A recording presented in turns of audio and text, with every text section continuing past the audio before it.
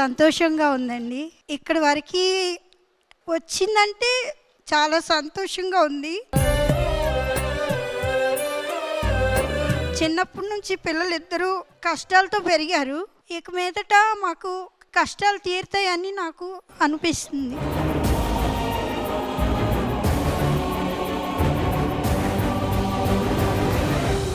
మా అన్నయ్య అలా ఉండడం అంటే అందరిలా ఉంటే బాగుండేదని అనిపిస్తుంది.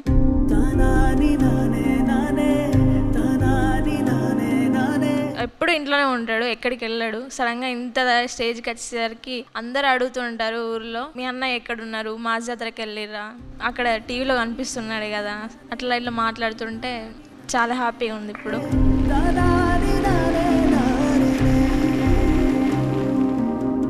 మీరు అక్కడ నిలబడద్దు, మీరు రండి, మీ నలుగురు పైకి రండి.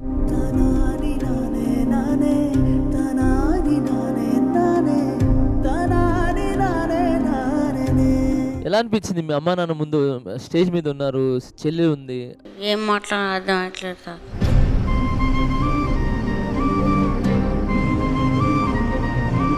థ్యాంక్ యూ సో మచ్ అన్న. నేను నీకు చేసేది ఇది ఒక్కటే అన్న. Thank you so much.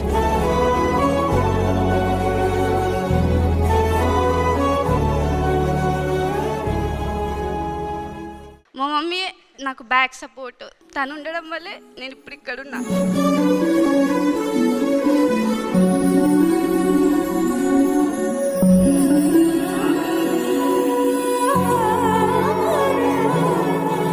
ఇంటి పక్కన వాళ్ళ పెళ్ళి ఉంటుంది కానీ వాళ్ళు మమ్మల్ని పిలవరు.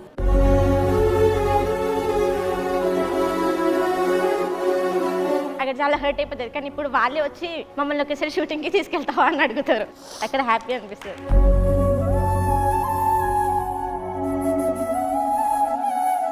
కొన్ని షోలలో చూసిన సార్, వాళ్ళ పేరెంట్స్ అందరినీ వాళ్ళు ఇట్లా స్టేజ్ పైన ఇంట్రడ్యూస్ చేసినప్పుడు మా అమ్మ అడుగుతుండే నన్ను, అరే నువ్వెప్పుడు తీసుకోతారా నన్ను, నాకు ఎప్పుడు ఎక్కిస్తారు ఆ స్టేజ్ అని చెప్పి. కట్ చేస్తే ఇప్పుడు మా అమ్మ నాన్న ఇద్దరు లేరు సార్. నాకు నేనేమనుకున్నా అంటే వాళ్ళిద్దరు చనిపోయినా కానీ ఊర్లో వాళ్ళ పేరుని మాత్రం బతికించాలనుకున్నాను సార్. మా అమ్మ నాన్నల ఫోటో స్క్రీన్ మీద చూడాలని, వాళ్ళు లేకపోయినా సరే ప్రతి ఒక్కరు మా అమ్మ నాన్నలను చూడాలన్నది నా కోరిక. అమ్మా మీ కోరిక ఇప్పుడే తీరుస్తాము.